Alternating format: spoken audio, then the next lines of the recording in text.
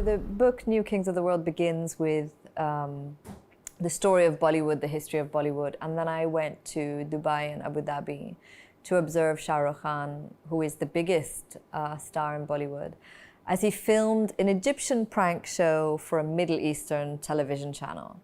So it was this perfect example of global culture and the ways in which these different strains come together today. It was a ridiculous prank show, actually. Anyone who's seen it will know that it involves swamps, lizards, drowning, death-defying stunts. And it was fascinating to watch, but also to watch the reaction of a film crew that was made up essentially of Middle Eastern men. And they had the very clear sense that Shah Rukh Khan was their own. They didn't see him as a foreign star. They didn't see him as an international commodity. They identified themselves very strongly with him. And I wasn't really prepared for that. That was unusual to see. Well, I have to confess that I am not a big fan of Bollywood. I know this is sacrilege to say, but I find Bollywood's older movies quite interesting because they reflect in a very strong way the passage of time and of history. So if you watch the movies of the 1970s or 80s, they've got very strong components of injustice. The hero is a man who is downtrodden but honorable and noble and has to fight insurmountable odds just to recover dignity. And there is something moving about that, but also something that's easy to get behind. Today's Bollywood, I find, well, I would say I find it pretty thoughtless. And I think in its thoughtlessness, it's dangerous. So the heroes of Bollywood films today are not Dalits. They are not minorities. Women in Bollywood films are revered, but denied expression. They're always victims, and they never have any agency. I don't see them pushing against society. I see Bollywood film as the wholehearted acceptance of whatever society is today. And I find that worrying as an audience member. I would say, however, that Indian television, which is not as old an industry as Bollywood, if we're talking about streaming and shows on Netflix or Amazon Prime, are more interesting than Bollywood because, for all their faults, I think they're trying to expand a little bit more about what a main character can be.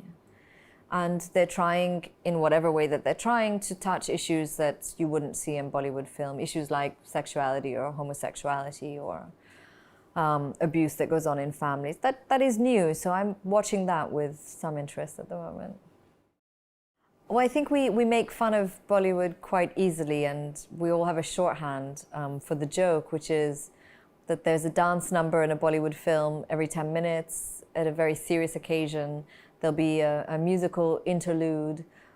People come back from the brink of death, and when we joke about this, but the truth is that Hollywood has its own absurdities. In any Hollywood movie involving the CIA or the FBI, you'll notice that the CIA director is always an adorable, kind and compassionate man who cries at the news of drone strikes. The president weeps at the sound of war. Americans are always battling, but on the side of good. And they're always triumphant against their enemies, who never seem to change. We had decades of the Soviet menace, now decades of the Muslim menace. And it is absurd. I think one of the examples I always give is Zero Dark 30, where you have a quite brutal torture scene where a man is being waterboarded. And the gaze of the camera is not on the man being tortured to within an inch of his life, but on Jessica Chastain, the FBI agent, shivering in the corner because she's so disturbed by torture she can barely stand straight. I think we're so entranced by Hollywood, and we've been conditioned in Hollywood's tropes and mores, that we come to it quite innocently. But of course, no cultural production is innocent.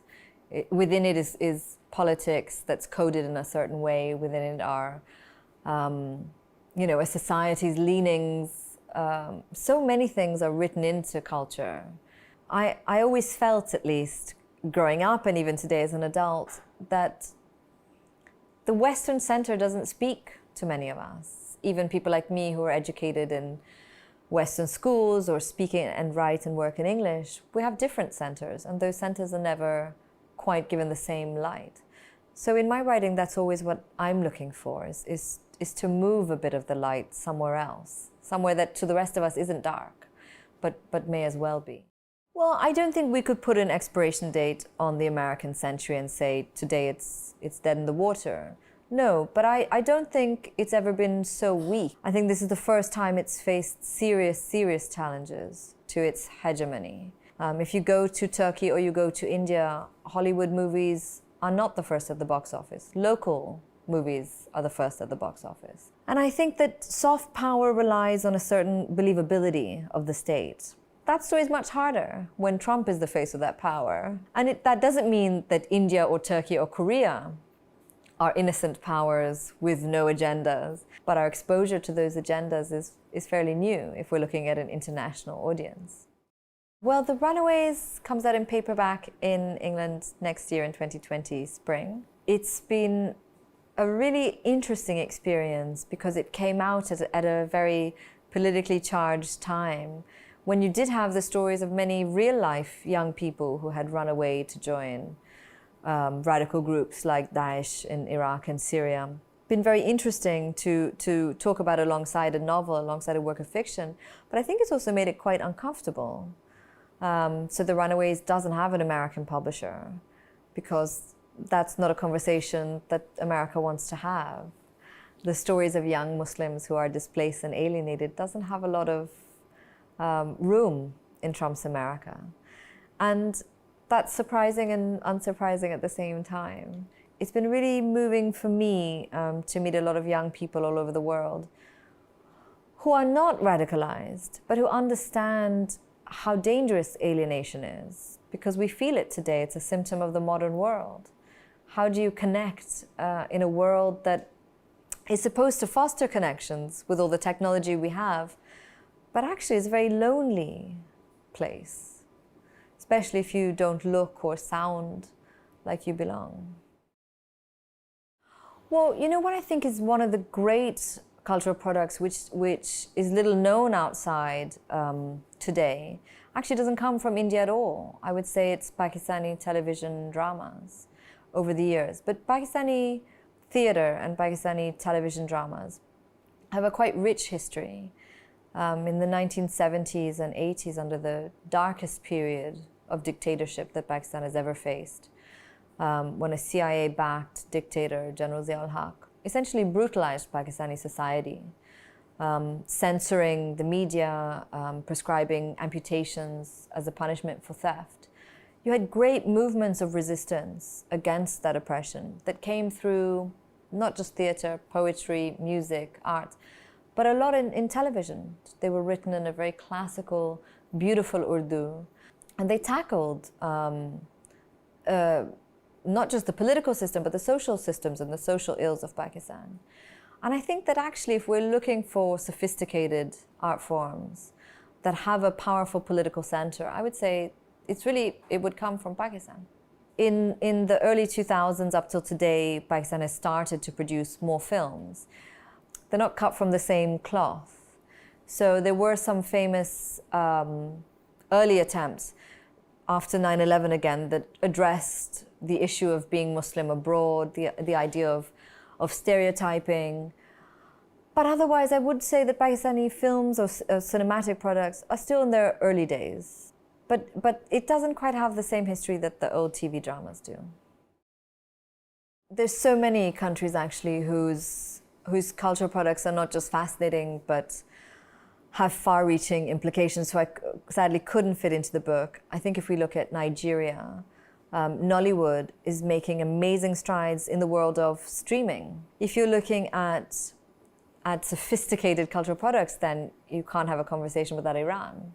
If we're talking again about music, that comes from not just places like Korea, but the Chinese are moving ahead. The head of Warner Brothers Music has said already, several years ago, that people will want to break into China the way they once wanted to break into America. I would say the Chinese are certainly one to watch. I think they're going to be an enormous force in the world of global culture. But the truth is, it's happening everywhere. There are lots of micro little explosions. There is no center anymore. We live in a multipolar world, and culture reflects that.